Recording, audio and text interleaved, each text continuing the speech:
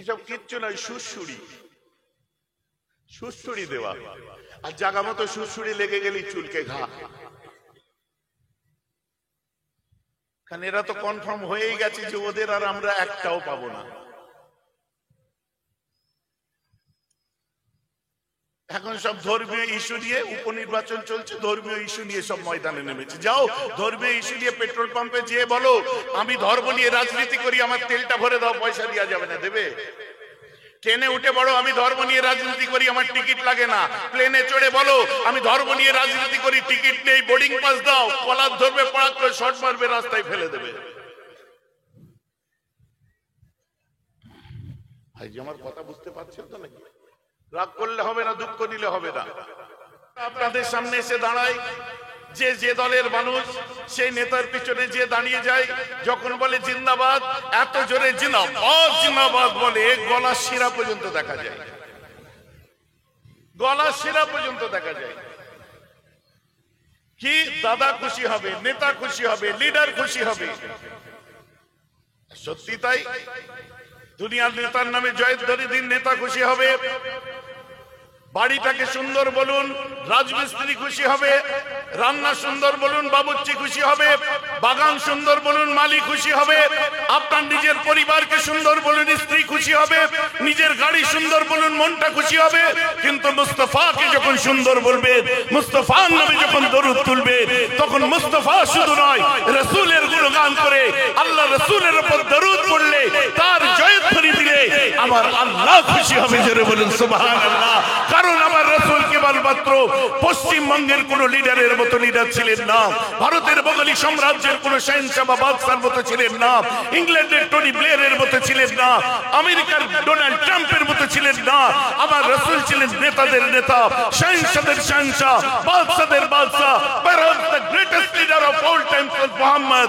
বিশ্বের বুকে সর্বকালের শ্রেষ্ঠ লিডার যিনি ছিলেন, ওটা আমার নেতা, তোমার নেতা, বিশ্বনবী মুস্তাফা। জোরে বলুন সুবহানাল্লাহ।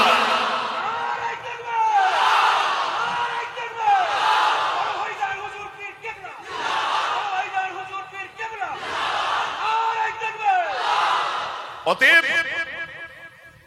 আমরা দরুদ শরীফ পড়ছি আল্লাহকে খুশি করার জন্য। যে গোলামরা গোলামের সাবুত দিয়েছে, বুখারী শরীফ খুলুন, সহিহ রিওয়ায়াত, হুজুররা আছেন, মুফতি সাহেব আছেন, যে আল্লাহ রাসূল কাবা শরীফের সামনে দাঁড়িয়ে আছেন মক্কায়। কখন? হুজ্জাতুল বিদার সুবায়। আর হজ কি মাসে হয়? জিলহজ মাসে হয়। কোন সময়? মক্কায় অবস্থান করছেন, আরাফা মুজদালিফা মিটে গেছে, মিনায় এসেছেন কুরবানি করে, একদম শেষ লগ্নে হজের এসে পৌঁছেছেন। হঠাৎ করে আমার রাসূল সাল্লাল্লাহু আলাইহি ওয়াসাল্লাম চোখটা বন্ধ করে নিয়ে বলছে, এই আমার সাহাবারা, এটা কোন জায়গা? সব সাহাবারা চুপ। কেন জানতেন না ওটা বালাদুল আমিন? কেন জানতেন না এটা মক্কা? চুপ। এই আমার সাহাবারা, এটা কি মাস গো? কেন হুজ্জাতুল বিদার সময় সাহাবারা জানতেন না জিলহজ মাস? এই আমার সাহাবারা, আজকে দিনটা কোন দিন গো? কেন সাহাবারা জানতেন না কুরবানির দিন হজ হয়ে গেছে, মিনায় দাঁড়িয়ে আছেন? ভাই যে আমার কথা বুঝতে পারছেন? অপর হাদিসে ওই বুখারী শরীফে সাহাবায়ে কেরামদের জিজ্ঞাসা করা হলো, যেখানে হযরতে ওমর ইবনুল খাত্তাব থেকে আরম্ভ করে, যেখানে উসমান গনি থেকে আরম্ভ করে একদম জাইয়্যিদ সাহাবায়ে কেরামরা সেখানে হাজির ছিলেন। জিজ্ঞাসা করা হলো, আচ্ছা আল্লাহ রাসূল যখন জিজ্ঞাসা করলেন, এখান থেকে শুনুন, আল্লাহ রাসূল যখন জিজ্ঞাসা করলেন এটা কোন জায়গা, আপনারা মক্কা বললেন না কেন? রাসূল যখন জিজ্ঞাসা করলেন কি মাস, আপনারা জিলহজ বললেন না কেন? রাসূল যখন জিজ্ঞাসা করলেন আজকে কোন দিন, আজকে জবা নাহারের দিন, কুরবানির দিন, বললেন না কেন? সাহাবায়ে কেরামরা ওই সময় বলেছিলেন, রাসূলুল্লাহর সামনে আমাদের কি কথা চলে? আমি হয়তো বলতাম মক্কা, কিন্তু মুস্তাফার মিজাজ কোন দিকে আছে জানি না। আমরা মক্কা বললে রাসূল যদি মদিনা বলে দিতেন, আমার আল্লাহ মক্কাকে মদিনা বানিয়ে দিতেন। রাসূলের মিজাজ কোন দিকে জানি না। আমরা যদি জিলহজ বলতাম আর রাসূল যদি মুহররম বলতেন, আল্লাহ মুহররমকে জিলহজকে মুহররম বলে দিতেন। আমরা যদি বলতাম কুরবানির দিন আর রাসূল যদি বলতেন এটা ঈদুল ফিতরের দিন, আল্লাহ হয়তো ঈদুল ফিতর বানিয়ে দিতেন কুরবানির দিনকে। আরে এক কথায় সাহাবারা এটা বলতে চেয়েছেন, আমার রাসূল খারাপটাকে হারাম যতক্ষণ না বলেছে খারাপ হয়নি, আর ভালোটাকে যতক্ষণ না হালাল বলেছে ততক্ষণ ভালো হয়নি। লোহাবে মুস্তাফার দিকে, নবীজির ঠোঁটের দিকে আমরা তাকিয়ে থাকি। আমার রাসূল বলেছে কোরআন তৈরি হয়েছে, রাসূল বলেছে হাদিস তৈরি হয়েছে, আমার রাসূলের ঠোঁটটা নড়েছে, শরীয়তে ইসলাম তৈরি হয়ে গেছে। এখানে অন্য কোনো কথা চলতে পারে না। আমার নবী সব জানতেন, সব জেনে বলছেন আমাদের হুজুরের মিজাজ এখন কোন দিকে আছে কি জানবো। ভাই যে আমার কথা বুঝতে পারছেন তো নাকি? তো সমস্ত ইবাদতের মূল হচ্ছে আদাবে রাসূল, হুব্বে রাসূল। সব ইবাদতের মধ্যে যদি নবী প্রেম আপনার মধ্যে না থাকে, ইবাদত আপনার সব বালির বাঁধ হয়ে যাবে, সব বালির বাঁধ হয়ে যাবে।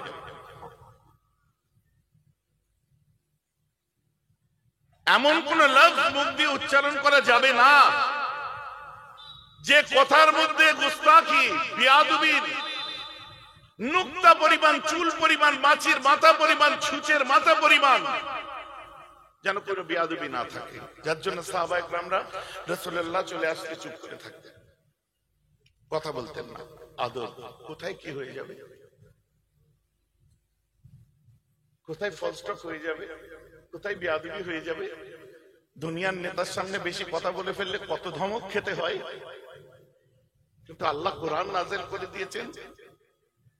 আম্মা আয়েশা একটু জোরে কথা বলে ফেলেছিলেন, বাইরে থেকে সিদ্দিক একবার তো রেগে উঠেছিলেন, আয়েশা ভিতরে এত জোরে কথা আমার রাসূলুল্লাহর উপরে কে বলছে, তুমি কেন বলছো? সুবহানাল্লাহ। আল্লাহর কোরআন, লা তারফাউ আসওয়াতাকুম, তোমরা উঁচু করো না তোমাদের আওয়াজগুলোকে ফাওকা সাউতিন নবী, নবীর আওয়াজের উপরে যেন তোমাদের আওয়াজ না উঠে যায়। একদম হাত তুলে ফেলেছেন। আম্মা আয়েশা চমকে উঠেছেন। আমার রাসূল পরে ঠাট্টা করে বলছেন, আরেকটু হলে তোমাকে মার খেতে হতো তো। বেটি বলে ছাড় দেন, তুমি কোথাকার মুফতি, তুমি কোথাকার মৌলানা, তুমি কোথাকার হুজুর, তুমি কোথাকার পীরজাদা, তুমি কোথাকার হযরতজি, আমি আর তুমি কোথাকার কে গো? সওয়াল রাসূলুল্লাহ। অতএব তাকে যতক্ষণ না অন্তর থেকে ভালোবাসতে পেরেছেন ততক্ষণ পর্যন্ত আপনার ইবাদতের মধ্যে কোন রকম লুৎফ, কোন স্বাদ, কোন মজা পাবেন না। সমস্ত ইবাদতের মূল, কত মানুষ কত কি করছে আল্লাহ রাসূলকে নিয়ে। কেন? পৃথিবীর বুকে সর্বকালের শ্রেষ্ঠ যিনি, তিনি দুনিয়ার বাদশা।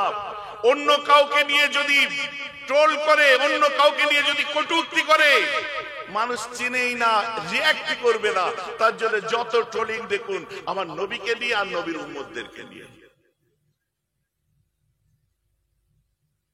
কারণ এরা টপ অফ দ্য ওয়ার্ল্ড। এই একটা খচ্চর মেয়ে বার হয়েছিল না, কি নাম? হ্যাঁ, নাম মুসলমানের। তারপরে ফের একটা বার হলো বেশরম শর্মা। আমি এদের নাম নিই না, কারণ এই নাম নিয়ে মানে ফেমাস করা, অর্ধেকের বেশি লোক ভুলে গেছে। তারপরে আরেকটা ওর সঙ্গে সাথ দিল, কি হ্যান্ডেল নাকি জেন্ডেল, কি ভেন্ডেল, কি নাম মেন্টেন না কি নাম। ইদানিং বার হয়েছে কি একটা বলে কি, হ্যাঁ কি বিড়ি নাকি কি বিড়ি বার হয়েছে, বিড়ি। পরে শুনছি বাবা, আর বাবা হতে গেলে কোয়ালিফিকেশন লাগে না। ক্লাস 7 পড়ে নেতাদের মাথায়, বড় বড় অফিসারদের মাথায় কাঁঠাল ভাঙতে গেলে কোন রাস্তা নেই, তুমি বাবা হয়ে তিলক টেনে বসে যাও, তোমার জয় জয়কার, জয় বাবা, বাবা কি জয় হো বাবা। কথাটা শুনতে খারাপ লাগছে নাকি? আবার ইদানিং বার হয়েছে নবীকে নিয়ে হয়নি, এখন তার উম্মতদের দিয়ে পড়েছে, মারবো এখানে, লাশ পড়বে শ্মশানে। কে গো? মেগাস্টার বানিয়েছিলেন যাকে। ডিসকো ডান্সারের 3টে শো 3টেই দেখেছিলেন। No break no interruption. ভাইজান আমার কথা বুঝতে পারছেন না? এত দেখা দেখলেন, ভাঙড়ের চৈতালি তুলে দিলেন, নূরমহল তুলে দিলেন, পাকিজা তুলে দিলেন। ভাইজান এত নাম জানেন কি করে? কোথায় কি শার্টার প্যাড লিখেছে ও খবর রাখি। কোথায় প্যাড লেখা হয়? কারণ একসময় ভাঙড়ের অলিগলি এসব রাস্তাঘাট আমায় চিনিয়ে নিয়ে আসছে, তাই আমার যেদিক দিয়ে ঢুকিয়েছে একদম সোজা মরিচার উপর দিয়ে বিজয়গঞ্জ বাজারে বেরিয়ে যাবে। বুঝতে পারছেন? এমন কোন অলিগলি নেই যে অলিগলিতে আমি ঘুরিনি। না হুজুর এখন আর আসেন না কেন? এখন কোথায়? আজ 10 বছরের দিকে আশা কমিয়ে দিয়েছি, কারণ কারো তালে নাচতে পারবো না, কারো কি বলে ঢোলের তালে গাইতে পারবো না। মুস্তফা গুলামের প্রতিবাদী কথা সারা জীবন বলেছি, তবেই তো মেহরাব সিদ্দিকী।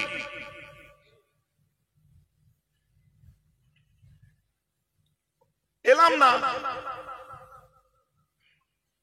সেটিং এর হুজুর খুঁজে বার করো, তাদেরকে দিয়ে করো।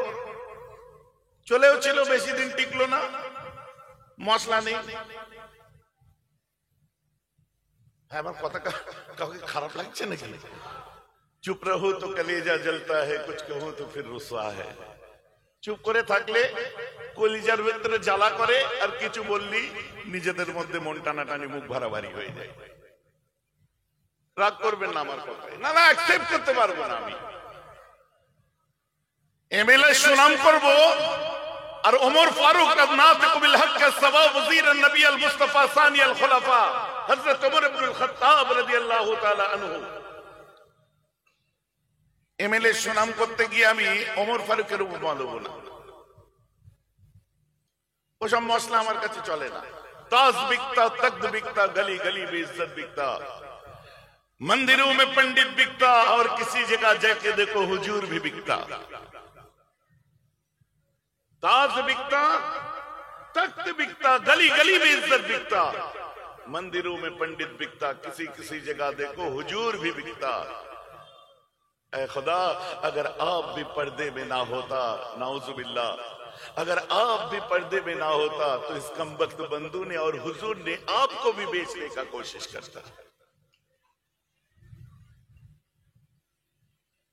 টুপি বিক্রি হয়, চেয়ার বিক্রি হয়, গলি গলিতে ইজ্জত বিক্রি হচ্ছে, কত পণ্ডিত বিক্রি হচ্ছে, কত হুজুর বিক্রি হচ্ছে। তাই বলছি, শায়ের দুঃখ করে বলছে, আল্লাহ আপনি পর্দায় ছিলেন তাই, নালে এই হুজুররা কোনদিন আপনাকেই বেঁচে দিতেন। নাউজুবিল্লাহ বলেন। হচ্ছে তাই। আমি যদি আপনাদেরকে তথ্য তুলে ধরে ধরে বলি, সারা ভারতবর্ষের মানচিত্র দেখাই, কিসের পক্ষে কিসের বিরুদ্ধে কারা ফতোয়া দিয়েছিল, বুঝে যাবেন। গোলামি যখন মুস্তাফার করছে, আমার রাসূল যে রাস্তা দেখিয়েছে সেই রাস্তায় চলার চেষ্টা করি, তার চৌকাঠে তার দরজায় পড়ে থাকি। মর্জি এলে দোর খুলবে, মর্জি আসবে না দোর খুলবে না। মালিক মালিক থাকবে, গোলাম গোলাম থাকবে। গোলামের কাজ গোলাম করবে, মালিকের কাজ মালিক করবে।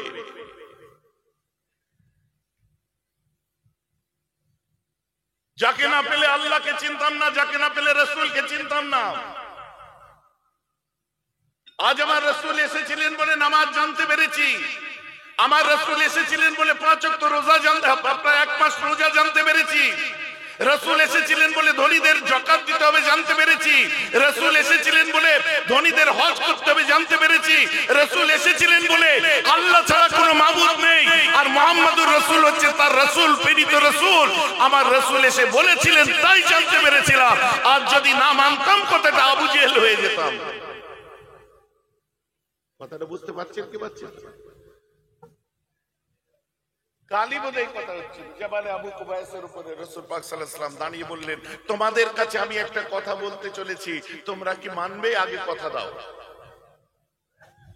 কি কথা বলতে চলেছেন? আমার রাসূল বললেন, আল্লাহ ছাড়া কোনো মাবুদ নেই, আর আমি মুহাম্মদ তার রাসূল। যারা মেনেছিল তারা গোলামানে মুস্তাফা হয়েছে, যারা মানেনি তারা আবু জেহেল আবু লাহাব হয়েছে। এর অর্থ কি? আল্লাহ আছে, আল্লাহ ছাড়া মাবুদ নেই, রাসূলুল্লাহ বলেছে, আমরা শুনেছি। আমার মুসলমান খেয়াল করে শুনে রেখে দিন, যুগে যুগে সময়ে সময়ে ইসলামের উপরে, দ্বীনের উপরে একটা সম্প্রদায়কে টার্গেট করে আছে ওয়ার্ল্ড ওয়াইড, সারা বিশ্বব্যাপী, কিন্তু কোনো মতেই তাদেরকে দমানো যায় না, কারণ তাদের মূল নীতিটা যারা বুঝেছে তারা তাদের পক্ষে হয়ে গেছে। আমি আজ কোরআন হাদিস একটু পরে বলবো, কারণ কোরআন হাদিসের ওয়াজ করুন, মাশাআল্লাহ কোরআন হাদিস, ইনশাআল্লাহ আলহামদুলিল্লাহ কোরআন হাদিসের বাইরে কোনো কথা নয়, ভাষান্তর করে আমি কেবল মাত্র বলছি। আমার আল্লাহ আমার রাসূলকে কোরআন পাকের মধ্যে বলে দিচ্ছেন কিনা, পৃথিবীর বুকে রাসূল আমি আল্লাহ আপনাকে মহান আখলাকের অধিকারী করেছি, আমি আপনাকে মহান চরিত্রের অধিকারী করেছি। কোরআন পাকের মধ্যে 29 পারা খুলুন, দেখে নিন, নুন ওয়াল কালামে ওয়া ইয়াসতুরুন পড়ুন। যাকাত ইবারত পড়ে পড়ে বিদ্যা দেখাতে আমি আসিনি, কারণ এখন ইবারত পড়ার গরমাগর্মি খুব চলছে, বুঝতে পেরেছেন? 2-4 দিন ইবারত পড়তে শিখে বলছে ইবারত পড়তে জানে, এই পড়তে জানে, ওই পড়তে জানে, সব মোল্লা মামা হুজুর মুফতি প্রফেসর তাদের প্রতি আঙুল তুলে দেওয়া হচ্ছে। জার্সি গরুর দুধেও এত ঝাঁজ, চুলোয় তুললেই ফোঁস করে উঠলে ওঠে খালি। কি রে বলে, দুধের ঝাঁজ কি, বাপরে বাপ, চুলোয় তুলতে দেরি নেই, ফুস করে উঠলে উঠেছে। তাড়াতাড়ি ফুঁক দিয়ে দেখে মাল তলাই পড়ে আছে, উতলালে হবে না। হাসছেন কেন? আপনাকে কেস খাওয়াবেন নাকি? আমি তো এমনি ওয়াজ করছি, আমি ইন জেনারেল বলছি। মিস্টার ডেভেনপোর্ট ঠিক এই জিনিসটাই ধরেছিল, কি দ্য অ্যাপোলজি ফর মুহাম্মদ। শোনেন, এই যে বিড়ি এরা আজকাল এসেছে, এর আগে আমার রাসূলের বহু বদনাম করেছিল উইলিয়াম মুরের মতো মানুষেরা, যারা স্যার উপাধি প্রাপ্ত। আমার রাসূলের বদনাম করেছিল ডেভেনপোর্টের মতো মানুষেরা, তাই সে গ্রন্থ লিখেছে, নিজেকে অ্যাপোলোজাইজ করেছে, নিজের ভুল শুধরে নিয়ে বই লিখেছে দ্য অ্যাপোলজি ফর মুহাম্মদ সাল্লাল্লাহু আলাইহি ওয়াসাল্লাম। মুহাম্মদ সম্পর্কে যত ভুল ধারণা ছিল সেই ভুল সংশোধনের জন্য বই লিখলাম। সুবহানাল্লাহ। কারণ তারা পড়ালেখা জানতো, তাই করেছে। আর এরা ক্লাস 7 পাস, বাবা ও কি করবে, তিলক টানলি হুজুর হয়ে গেছে, তো নবীজির বদনাম করবেই। কারণ একটাই শর্টকাট উপায়, তাড়াতাড়ি করে বেশি কিছু মানে ফেমাস হতে গেলে মুসলমানদের বিরুদ্ধে বলো। মেগা স্টার কি বলে, disco dancer, I M A disco dancer, সেও আরম্ভ করে দিয়েছে। বলে মুখে বলবো না, যা যা করার সব করব, ধরে নিন এর মধ্যে সবকিছুই আছে। তিস্তার পানিতে নাকি কেটে ফেলে দেবে, না হলে পুঁতে দেবে। ইয়া আল্লাহ, নিজে উঠে দাঁড়াতে পারছে না, ঠক করে কাঁপছে, বলে পুঁতে দেবে। আরে রিয়েল লাইফ আর রিয়েল লাইফে তফাৎ আছে, আমি তো তাই চিৎকার করে বলেছিলাম। ভারতবর্ষের বুকে বাস করি, কোন কিরায়াদার নয়, ভারতবর্ষের জমিনে বাস করি, কোন ভাড়াটিয়া নয়। আমরা ভারতবর্ষে বাস করি, বাই ডিফল্ট জন্ম ভারতে নিয়েছি, কিন্তু বাই চয়েস আমরা ইন্ডিয়ান, বাই চান্স আমরা ইন্ডিয়ান নয়। আপনি মাথায় রাখুন, দিল্লির বুকে চলে যান, যাদেরকে নিয়ে আজ কটূক্তি করছে মেগাস্টারকে আমি বলছি, ইন্ডিয়া গেটের নিচে যখন আপনার দলের প্রধানমন্ত্রী দাঁড়িয়ে মশাল জ্বালায়, ওই মশালে দেখতে পাবেন ওপরের দিকে আস্তে আস্তে ভাই ও বাহন বলে মাথা তোলে। কারণ ওই দিল্লির ইন্ডিয়া গেটে ৯৭,০০০ শহীদের নাম লেখা আছে, যারা ভারতের জন্য, মাতৃভূমির জন্য, হিন্দুস্তানের জন্য রক্ত দিয়েছে, জীবন দিয়েছে। তার মধ্যে শিখেদের নাম আছে, ইসাইদের নাম আছে, আদিবাসীদের নাম আছে, দলিতদের নাম আছে, যার মধ্যে নাম আছে হিন্দুদের। এবং ওই ৯৭,০০০-এর মধ্যে কেবলমাত্র মুসলমানদের ৬৫,০০০ শহীদের নাম লেখা আছে। জোরে বলুন সুবহানাল্লাহ।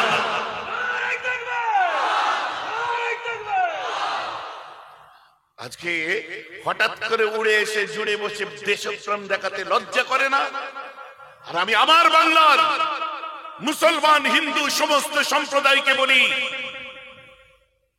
যেহেতু ফুরফুরা পীর সাহেব কেবল মুসলমানদের নয়, সম্প্রীতির বাংলা বিবেকানন্দের বাংলা, সম্প্রীতির বাংলা ঠাকুর রামকৃষ্ণ পরমহংসদেবের বাংলা, সম্প্রীতির বাংলা। এই বাংলায় সারদা মায়ের আতুর ঘর, এই বাংলায় আছে মা রাজবল্লভী মন্দির, এই বাংলায় আছে বাবা তারকনাথের মন্দির। হিন্দু সম্প্রদায়ের মানুষদের ধর্ম শিখতে যোগী আদিত্যনাথের ভাদরের কি প্রয়োজন আমি তো বুঝে উঠতে পারি না। আমার তো মনে হয় মর্যাদা পুরুষোত্তম শ্রীরামের হনুমানই আমার দেশের হিন্দু সম্প্রদায়ের মানুষের জন্য যথেষ্ট। আর তিনি এসেছিলেন পৃথিবীর বুকে সবার জন্য, কল্যাণের জন্য। এটা আপনি আজ অস্বীকার করছেন।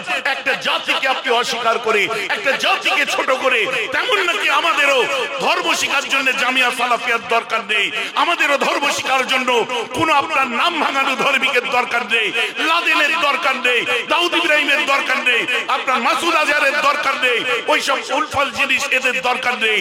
আমাদের জন্য বৈশাখ আল্লামা রুহুল আমিন যথেষ্ট, আমাদের জন্য 5 হুজুর যথেষ্ট, আমাদের জন্য বজলুর রহমান দরগাপুরি যথেষ্ট, আমাদের জন্য মইজুদ্দিন হামিদি যথেষ্ট, আমাদের জন্য মাহমুদ বখতিয়ারি যথেষ্ট, আমাদের জন্য বঙ্গপুত্র দাদা হুজুরি যথেষ্ট। জোরে বলুন সুবহানাল্লাহ।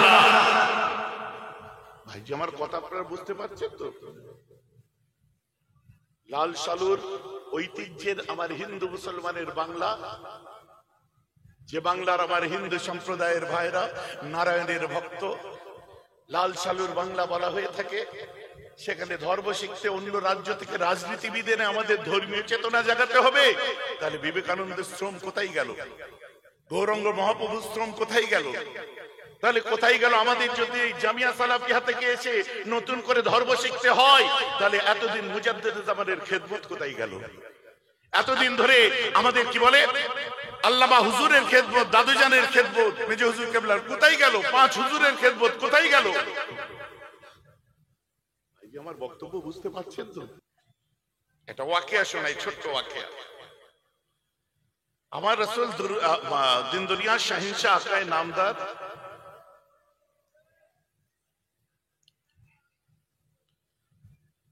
আচ্ছা, ওদিকেও ছেলেরা আছে নাকি? ছেলেদের মতো মেয়েদের গলা কেন এখানে?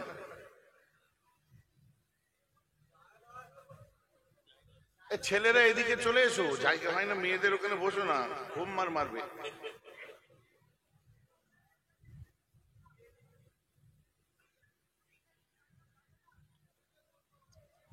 একটু কষ্ট করে বসেন ভাই, সোনার ভাই আমার। ভাই যে আমার বক্তব্য আপনারা বুঝতে পারছেন? খারাপ লাগছে নাকি? খারাপ নেবেন না। আমার মুসলমান খেয়াল করে শুনে রেখে দিন, আমার রাসূল মক্কার দুর্গমগিরি দুর্গম পথ দিয়ে এক সময় হেঁটে যাচ্ছেন। আমার রাসূলের কাঁধে হেঁটে যাচ্ছেন, সঙ্গে ছিলেন হযরতে উসমান গনি জিন্নুরাইন। ধনী লোক ছিলেন খুব উসমান গনি, উনিও কুরাইশ ছিলেন। উসমান গনি উনিও কুরাইশ ছিলেন। অনেক সময় প্রশ্ন তুলে দেয় যে হুজুর আপনারা নবী পাকের বংশ, খানদানের রাসূল আপনাদের বলা হয়, নবী পাকের বংশের মানুষ বলা হয় কেন? শুনুন, আল্লাহর রাসূলের যে বংশ কুরাইশ বংশ, আমার নবী থেকে নয় গো। আমার রাসূলের বংশ কোথা থেকে জানেন? ইসমাঈল আলাইহিস সালাতু ওয়াস সালামের ছেলে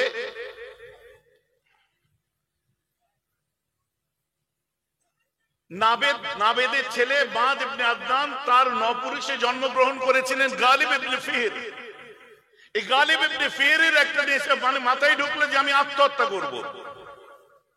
গুহায় গুহায় ঘুরে বেড়াতো, সাপে কামড়াবে আমরা মরে যাব, সাপে কামড়াবে আমরা মরে যাব, আমি মরে যাব। তো একদিন একটা গুহার মধ্যে ঢুকলো, ঢুকে দেখে বড় বড় সব সোনা, হিরে, মণি, মুক্ত, টাকা পয়সার থলি। একটা করে কাঁধে নেয়, বলে আর মরবো না, মরা ক্যান্সেল, মাল এসে গেছে। কথা বুঝতে পারছেন? মানুষের সেবা করে, গরিব দুঃখীদের দেয়, সবার খেদমত করে, আবার শেষ হয়ে যায়, আবার নিয়ে আসে। কুরাইশ বংশ কোথা থেকে এসেছে দেখুন। এই কাঁধে যে থলি তুলেছিল, অর্থের থলি, আরবি ভাষায় এদেরকে কুরাইশ বলে। কুরাইশ হলো থৈলিওয়ালা, বলেন না সুবহানাল্লাহ। যার জন্য কুরাইশরা সেদিন থেকে ধনী। আল্লাহ রাসূল দিন দুনিয়ার বাদশা। কোথা থেকে একটু বুঝে নিন, আমি আসছি ওখানে যাবো, ওই ঘটনাটা যেটা বলতে গেছিলাম ওকে আমি যাব। এই গালিব ইবনে ফিহরের 5ম পুরুষে জন্ম নিয়েছিলেন আব্দে মান্নাফ, আব্দে দার, 2 ভাই। এই আব্দে মান্নাফ এর 2টো স্ত্রী ছিল, এক পক্ষে 3 জন আর এক পক্ষে 3 জন, মোট 6 জন ছেলে ছিল। এক পক্ষে 3 জন কে ছিল? হাশিম, মুতালিব, আব্দে শামস। আব্দে শামস যে সে একটু ভিন্ন মতে চলতো, এই মুতালিব আর হাশিম এক মতে চলতো, এদেরকে দু চোখে দেখতে পারতো না। এই আব্দে শামসের ছেলের নাম হচ্ছে উমাইয়া, উমাইয়ার ছেলের নাম আবুল আস, আবুল আসের ছেলের নাম আফফান, আফফানের ছেলের নাম উসমান গনি। আর হাশিমের ছেলের নাম হচ্ছে আব্দুল মুত্তালিব, আব্দুল মুত্তালিবের ছেলের নাম হচ্ছে আব্দুল্লাহ, আব্দুল্লাহ ছেলের নাম আমার সোনার রাসূলুল্লাহ। বলুন না সুবহানাল্লাহ। বুঝতে পারছেন তো নাকি? তাহলে যে আব্দে শামস রাসূলের দিকটা হাশিমকে পছন্দ করতেন না, তার ছেলে উমাইয়া, উমাইয়ার আরেক ছেলে হচ্ছে হরব, হরবের আরেক ছেলের নাম আমিরে মাবিয়া, আমিরে মাবিয়ার ছেলের নাম হচ্ছে ইয়াজিদ।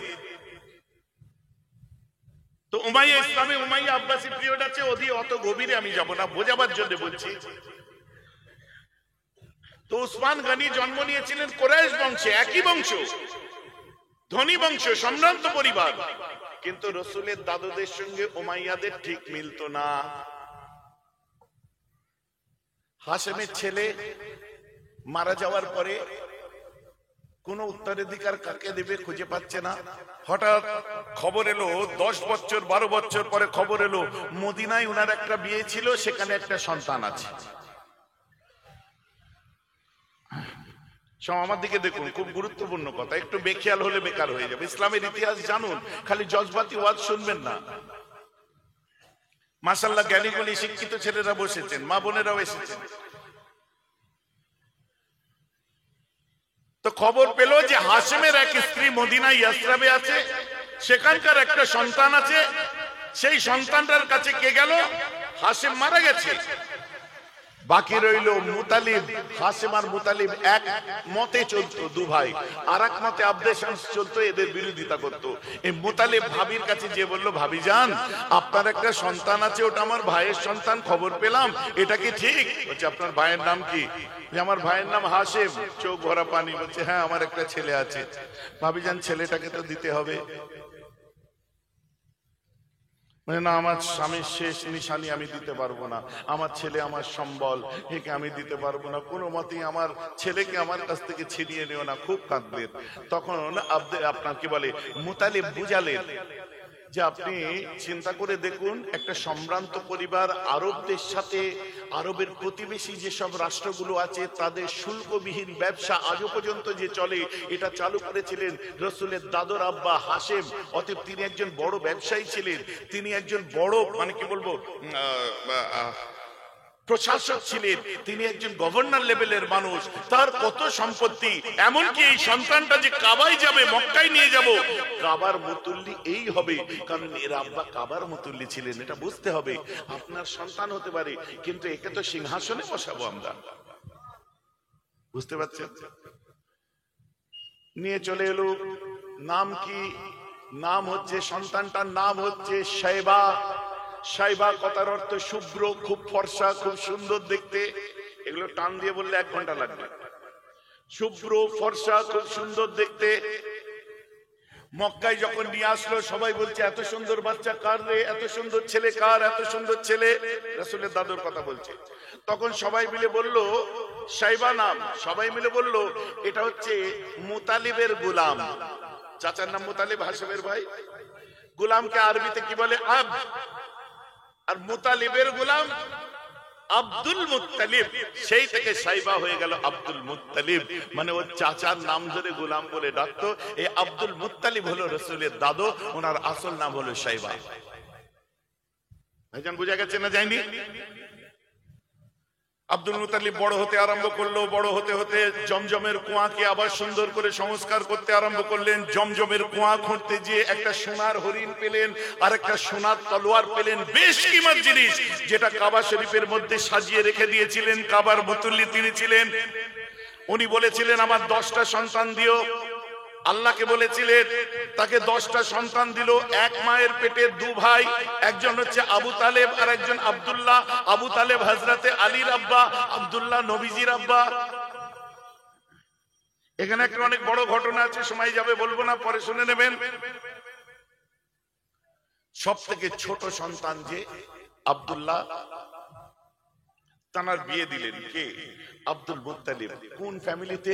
কুরাইশ বংশেরই একটা সম্ভ্রান্ত যে ফ্যামিলির মেয়েরা খুব পর্দানিশীল, সুন্দর হয়, খুব হিজাব আলী হয়, সেই ফ্যামিলিটার খানদানটার নাম হলো জোহরি খানদান। কার মেয়ে ছিলেন? আব্দুল ওয়াহাব। তার নাম ছিল আব্দুল ওয়াহাব জোহরি। জোহরি খানদানের আব্দুল ওয়াহাবের মেয়ে আম্মা জান আমেনা। তাই আম্মা আমেনাকে বলা হয় আমেনাতুজ জাহরিয়া। বলেন না সুবহানাল্লাহ। আওয়াজ বোঝা যাচ্ছে তো নাকি? আম্মা আমেনাকে 25 বছর বয়সে বিয়ে করেছিলেন হযরতে আব্দুল্লাহ আমার রাসূলের আব্বা জান। সুন্দর জীবন কাটতে রইল। তারপরে আম্মা বলল আমার পেটে বাচ্চা এসেছে। এখন আমি আপনাদেরকে প্রশ্ন করি, এটা আমি কি ইসলামের ইতিহাস বললাম না নানি দাদির গল্প শোনালাম? জোরে বলুন। এই ইসলামের ইতিহাস থেকে আব্দুল মুত্তালিবের ছেলে ভিখারির বাচ্চা বা গরিবের বাচ্চা, না খেতে পেয়ে মরে যাওয়ার বাচ্চা সাব্যস্ত হয় না? এই ইতিহাস দেখলে মনে হয় তিনি ধনী লোকের বাড়ি জন্ম নিয়েছিলেন। ভাই আমার কথা বুঝতে পারছেন না? অতএব মোল্লা মলি সাহেব হুজুর হযরত জিদেরকে আমি সাবধান করে দিই, আমার রাসূল ইয়েতিম জন্মেছিলেন, আমার রাসূল গুরবাতের মধ্যে জীবন যাপন করেছিলেন, কিন্তু আমার রাসূল গরিবের ছেলে ছিলেন না। তিনি একজন গভর্নরের ছেলে ছিলেন, বিশাল বড় ব্যবসায়ী ছেলে। এমনকি তার কিছু লাগবে না, যে দুটো জিনিস জমজম খুঁড়তে যেয়ে পেয়েছে, সোনার হরিণ আর সোনার তলোয়ার, অতি তো আপনার বিশাল ব্যাপার। বাকি সয় সম্পত্তি ছেড়ে দেন। এই যেন আমার কথা বুঝতে পারছেন তো নাকি? তো আমার রাসূল গরিবের ছেলে ছিলেন না ধনীর ছেলে? জোরে বলুন। কিন্তু আমার রাসূল জীবন যাপন করেছিলেন গরবাতের সঙ্গে। আমার নবী জীবন যাপন করেছিলেন গরিবী হালে। আমার রাসূল ইয়েতিম হয়ে জন্মেছে।